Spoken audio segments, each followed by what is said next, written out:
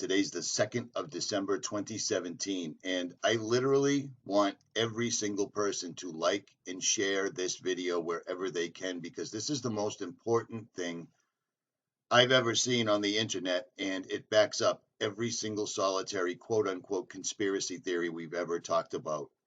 This is straight from the horse's mouth. If you've followed me over the years, you've seen the veritable cornucopia of videos I've put up about CERN. CERN, CERN, CERN, on and on and on and on it goes. I had Anthony Patch on with me for about 4 months. We did a couple of shows a week. If you were not aware of that, it's been going on for quite a while. It was going on for quite a while. Anthony went his way. I went my way. We don't agree about everything, but still, same arena is what it is. Now, everyone's seen these videos and these clips right here. Everybody has seen Geordie Rose, the finance guy behind the D-Wave quantum computer, explain that it's like an alien, it's like kneeling at the altar of an alien god. We've all heard them ad nauseum talking about pulling resources out of other dimensions and storing them in the qubit, which is the chip that runs the D-Wave quantum computer. Now, take a look right here. You can't miss this, okay? You really can't miss this. The word demon is right there in the word D-Wave. There's no two ways about that. D-E-M-A-N. And of course, that's coincidental. It's the same thing. It's the same coincidence that puts the 666 in the CERN logo. But this video is going to be able to prove to anyone that you know exactly what these guys are doing with their own word. A lot of people think that Geordie Rose is the inventor of the D-Wave. Geordie Rose is the money man behind D-Wave. This guy, for the most part, is one of the brainchilds. I have heard this word quantum computing. It's often, people have the misconception that it's some kind of newfangled supercomputer. It's decidedly not that. Quantum computers allow us to access hidden features of nature, new dimensions, and if we can access these sort of hidden dimensions at scale, we could have unimaginable computing power. Okay, so we've all heard that ad nauseum. These guys are not shy about it. They are straight up telling us they're pulling other dimensional beings and information from these beings, the all-seeing gods, whatever you want to call them, and they're bringing them back to our planet. How about that? Now, here's Geordie Rose in July talking in Vancouver, British Columbia, to a bunch of computer programming students, and he's trying to encourage them to come work for D-Wave. Now, Kindred, the first place you ever heard about Kindred on the internet was on this channel right here. I was talking about Kindred before anyone even knew what it was. Okay, if you guys remember, several months ago, I put out a video where the people at Kindred, which is the creator of the D-Wave, the finance guy behind the D-Wave quantum computer, Geordie Rose, he started a website, and I put it up. I'm going to say I was the first one to put it up. And when we put the video, when we put the website link up, there was nothing on it. It was, okay, so you see that. I put this up a long time ago, and now this plays. Now, real quick, let me show you somebody. These are drawings done by a writer called H.P. Lovecraft. H.P. Lovecraft is a very strange person whose both of his parents ended up committed. This guy admittedly had night terrors, and he wrote, quote unquote, science fiction. Parents were committed. He wanted to be a professional astronomer, but never finished high schools. He was best buddies with Harry Houdini, another person who was deeply steeped in the occult. He wrote 100,000 letters in his lifetime, didn't like sex. He suffered night terrors. He inspired Batman, Black Sabbath, South Park, and more. He's not buried under his headstone. And Kulu is one of the drawings I was just showing you. Now, why am I talking about H.P. Lovecraft? Well, because I'm not the only one talking about H.P. Lovecraft. I knew there would be something about the occult. Now, listen to this. Here's a video I put up about 1.5 years ago, and it clearly shows CERN alluding to the Mandela effect. These guys were basically flaunting, or they were playing along basically telling us that they were behind the Mandela effect. Now, why am I showing you H.P. Lovecraft? Why am I talking about the Mandela effect? Okay, here we go. Here's Geordie Rose in his own words explaining that what they're pulling through from other dimensions, it wouldn't be accurate to call them demons because demons doesn't quite sum it up. In this video right here, you're going to hear Geordie Rose in his own words explain that they have opened a literal tsunami and that mankind is not going to be ready for this. Here's Geordie in July talking about the Mandela effect, the quantum key to the pit, and the rumors that CERN and D-Wave are behind the Mandela effect. In his own words. Over the years there, I got sent pajamas, a whole bunch of stuff. There's lots of interesting things that happen when you build something like a quantum computer. But just as an aside, because I thought it was funny, one of the interesting things that's happened from the D-Wave story is there's this gigantic conspiracy that's arisen on the internet that goes like this. So D-Wave build quantum computers. The way that they work, if you know how this works, is one of the interpretations is that you tap into these parallel universes and they do computations. Sounds really weird. But notice that he tries to ridicule his own words. It sounds really weird. They tap into other dimensions, but he's clearly showing Anthony Patch, and he just basically glosses over the whole thing. But this is going to get much, much more serious. Now, and I also am playing this at a faster speed to avoid a copyright strike. So there's that. What's happened is this idea has been hijacked to describe something called the Mandela effect, which is this thing where the past changes. So think about something you know to be true from the past. And then imagine you went out on the internet and you can't find it at all. It's not there. It doesn't match with your experience. So these people think that D-Wave is responsible, and CERN. And of course, the quantum key to the abyss factors into it somehow. I'm not exactly sure how. Okay, so that's just D-Wave. I did that for about 15 years. Now, before I made this video, I called and I texted Anthony Patch to get him to comment on this, and he hasn't gotten back to me, and he probably won't. So there's that, because, why not? At any rate, this gets much worse. In this video, he's saying that he's basically done with D-Wave, and he's working with Kindred, and they're going to make AI robots that can do every single solitary thing a human can do, but better. Now, notice the symbolism on his shirt, because these guys are loaded with it, because everything that they're doing is on the occult level, which is why they surround themselves with symbolism at all time. They have to. It's part of the deal. You see what I'm saying? It's all coincidental, but these guys are constantly and always wearing the symbolism. But I digress. What you've heard about AI is not what we mean by AI. What we mean by AI is a software system that can do literally anything that a human can do. Literally anything. And obviously, computers are better at things than people in lots of different ways. So now imagine, not only can they do everything that a human can do, but they can do everything that the best human at any task could do better than them.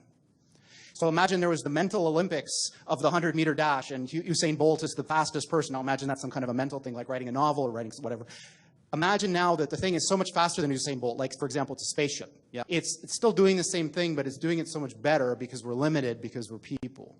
So what Kindred is trying to do is solve this problem. How do you build machines that are better than people at everything? Now, there's a mental block that we have here when we think about this. Because when you think about that, one of your questions might be, for example, what are the applications of this? So imagine this. Imagine for $10, let's say, I could build a machine, like a little robot that had fingers and eyes and all that, and it could do your job better than you, no matter what it is, and I could sell that to your employer for, say, $15 and make a profit, instead of having to pay you $100,000 a year. So right off the bat, this goes back to the video that TruthStream Media put out a year and a half or so ago called Obsolete, where they are literally going to replace humanity in no one will have any jobs whatsoever if these guys get their wish, because they're bringing through demonic entities. Now, does that sound like a conspiracy theory? Of course it does. But do you know where that comes from? The horse's mouth. Continue listening, and he is going to straight up say it.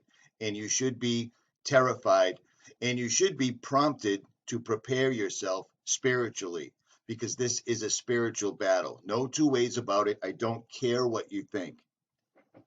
There's a reason that this was put in the Bible. There's just no two ways about it. For we wrestle not against flesh and blood, but against the rulers, against the authorities, against the powers of this dark world, and against the spiritual forces of evil in the heavenly realms. Now stay tuned, because Geordie is going to straight say this. And he also says the same thing that I say all the time. This is going on in the background, whether you know it or not.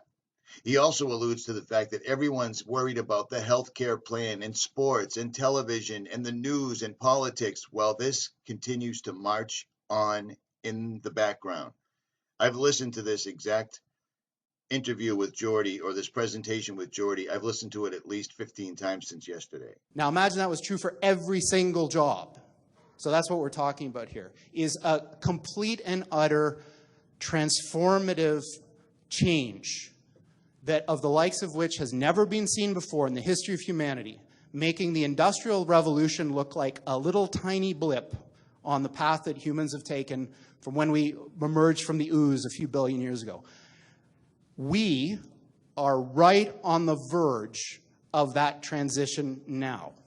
So this guy, Rich Sutton, is one of the most famous people in the academic world of AI. Now listen. This guy is the guy behind the D-Wave quantum computer, the only quantum computer in the world that is accessing other dimensions, according to what they are telling us. He is telling us that we are on the verge right now. So pay attention, because what he is going to say should shape your entire future. And like many, when asked, when will this happen, he says things like this. 25% chance within 13 years of this thing that I'm talking about. You know, when you think about what you read on the news, you know, CNN, BuzzFeed, whatever, they're all kind of the same nowadays. Think about how unimportant that thing is that you're reading if this is true. Yeah?